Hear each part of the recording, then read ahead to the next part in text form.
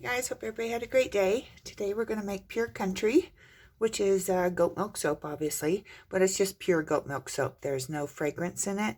There's no colorants. It's just a really nice, rich, creamy, luxurious bar. So, got our oils here, which consist of olive oil, coconut oil, palm oil. And palm oil, it's sustainably grown palm oil. It's from the rancher or the farmers that grow palm trees and create the palm oil just for specifically selling palm oil. They're not even in the same countries that the rainforest is in, and so it's not the harvesting of the palm oil is not affecting any of the animals or rainforest or anything like that. But I still think it's important to support those farmers that have been providing palm oil and not hurting the environment. Also, we have cocoa butter, shea butter, castor oil, and inside the mix I have some cane sugar and some powdered sugar, which helps with some lather and bubbles. We have kale and clay and colloidal oats, good stuff for your skin. And of course we'll be adding sodium lactate, which will be, it's basically salt. It's salt from the earth, so to speak, and that helps harden the bar. I do have some tussa silk in there too to make the soap nice and smooth. It gives it a nice little slip. So the oils are just about ready. I have the goat milk, it's frozen goat milk today, in here. So I need to get that prepped and we will get to making Pure Country. Okay, goat milk. Lovely goat milk is ready, courtesy of Snickers and Gadget. Go ahead and strain that in here.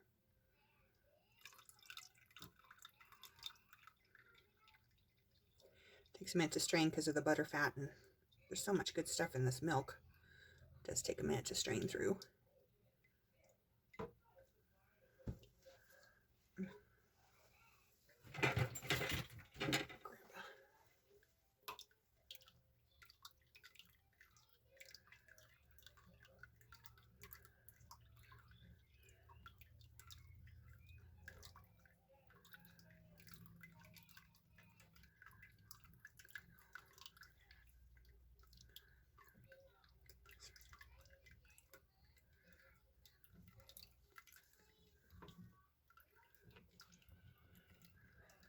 Good stuff. Good stuff here.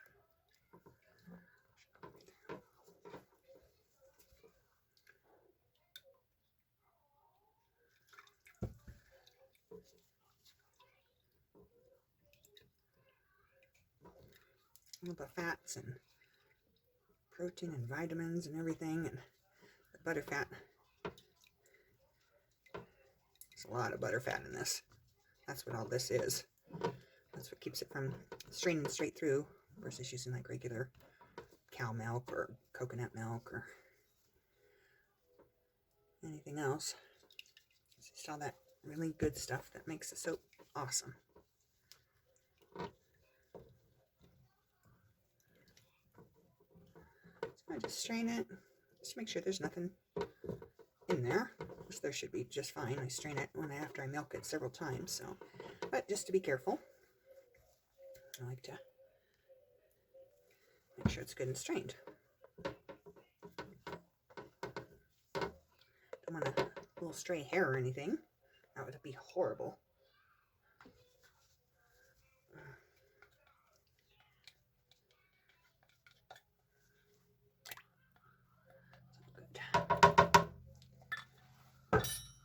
Okay, let's go ahead and mix this up.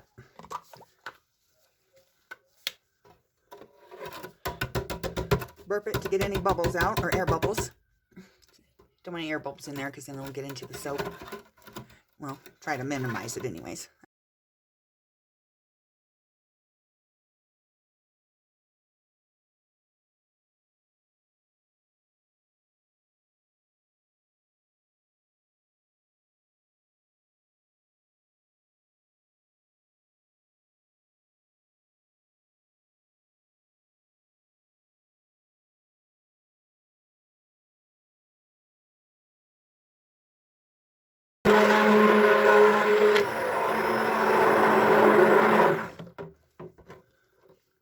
just let that creaminess of this with the oil and the milk and the oats and the clay. Okay, I'll go ahead and strain the sodium hydroxide solution, and it has sodium lactate in it, which helps harden the bars. This down. I like to strain it too, just to guarantee there's no, well, there's Tessa's, excuse me, Tessa's silk in here too, which is with the heat of everything has melted. But I always like to strain just to make sure there's nothing, absolutely nothing left in the soap from the solution here, except what's supposed to be in there.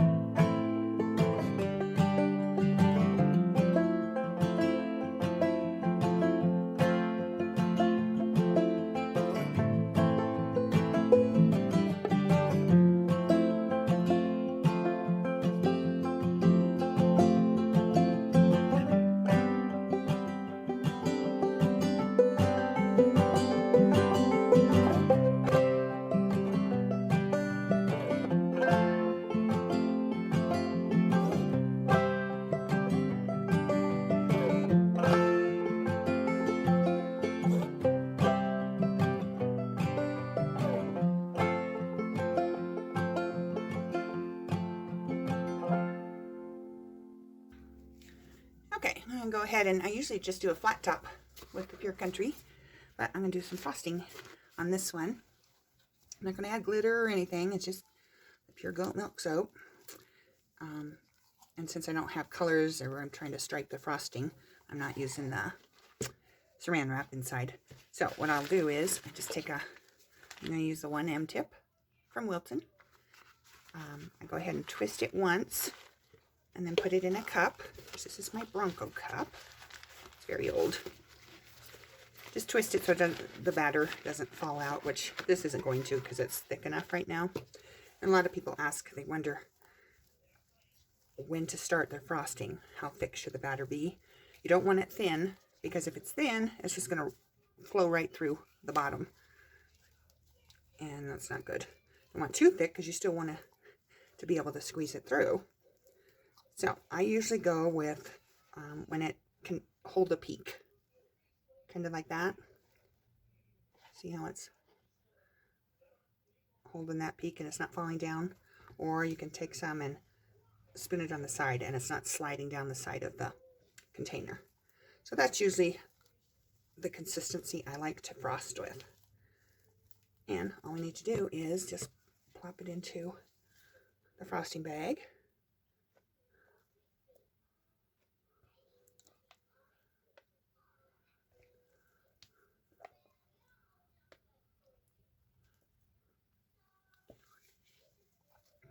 We have some holiday shows coming up, and all my unscented was sold out. So I have to hurry up and make some more. And I thought I'm going to do a frosted one, and then I'll do a smaller bar that's more of a flat top. Just add some kind of a design on the top. Nothing much.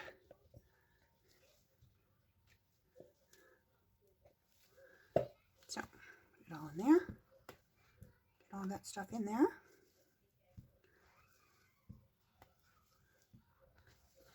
Try not to waste any of it. It's too good to waste. Wipe my hand off here.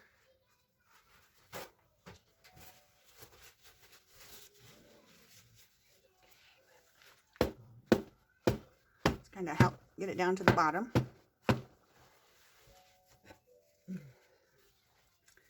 Get my little loaf here. Okay, let's grab this and test it. So then you'll have to, how it's kind of twisted here, you have to squeeze it on down. Just push the frosting on down so it fills up to the bottom. And then you twist it. And then you just start squeezing it and making your frosting. Hi. Hi, honey.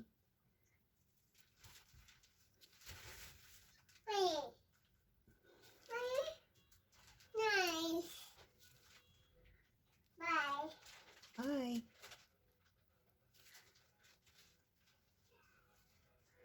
Got a little off center there.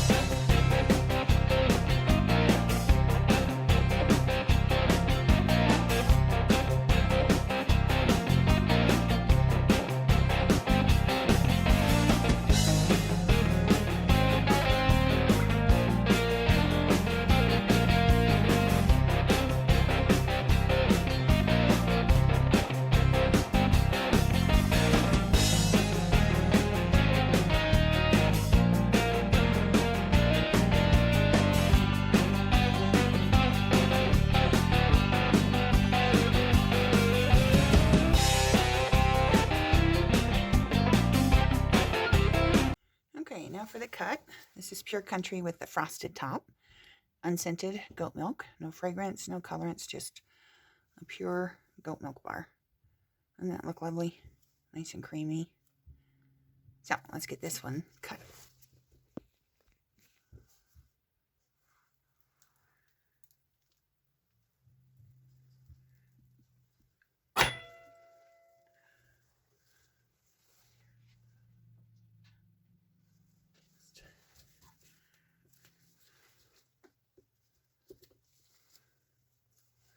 Nothing real exciting on the inside, obviously. It's just a pure, nice, pretty, pure bar with some frosting on it.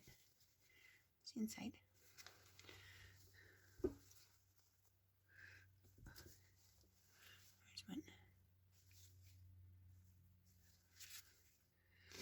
one. Sometimes you'll see a little shade in here, a little darker shade, and that's where, because it gets so hot when it's saponifies, goes through that process. And because I use milk and all that butterfat, you can see those little shavings because I use the milk and sugars and the butterfat, and it makes it a little hard. So that'll probably darken up a little bit. I don't know if you can see that right now, but they will darken up a little. See, usually in the center is, yeah, see, it starts to get a little worse because it gets hotter in the center. But there's nothing wrong with the bar. It just heated up with the sugars and the milk. All that good butterfat in there.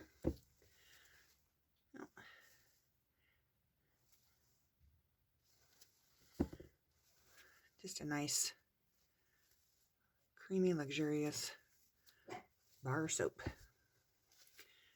Good old goat milk. Let me get I did do another goat milk. I did a slab. I didn't video that, but we're going to get that cut here right after I put this away. Okay, here's the little slab of Pure Country made. Just a pure goat milk soap with no frosting on top. I did do like a little texture on top. You can see where it got hot right here, more in the center. I don't know if you can see that little crack. But this is going to get split down the center and then sliced into bars. So these will be obviously a little smaller because there's no frosting on there. But still all the same ingredients. And then just that little texture I added on top. Just to give it some flair, I guess you could say. So let me get this split and we'll come back and cut it. Okay, got the next one cut right here. And this, you can see where it got hot because there was a lot larger quantity of batter in here, so it was more dense. And the inside heated up a lot hotter than the outside. I mean, everything's still fine, but if you ever see anyone with goat milk soap that has like a spot like this, or even on the bar, I'll show you when I cut it on the side of the bar. That's what it is, and there's nothing wrong with it. It still does the same thing, but that's what that is. It's just extra heat caused by the milk, and if you have anything added like I do, like sugars and that kind of stuff, just makes it hotter. So go ahead and get this cut.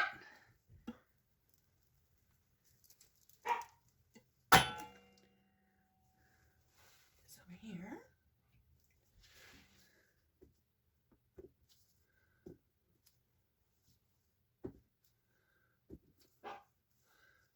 And here we go, the top, and then the inside.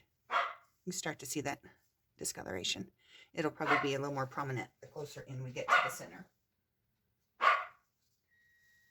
Sandy, please be quiet.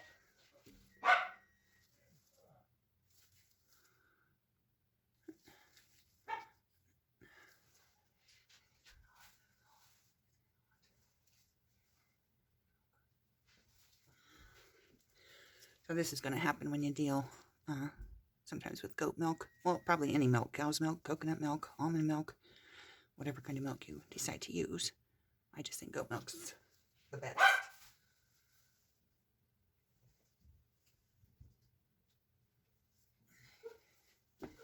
Okay, we'll have one more half to cut. Okay, here's the next one.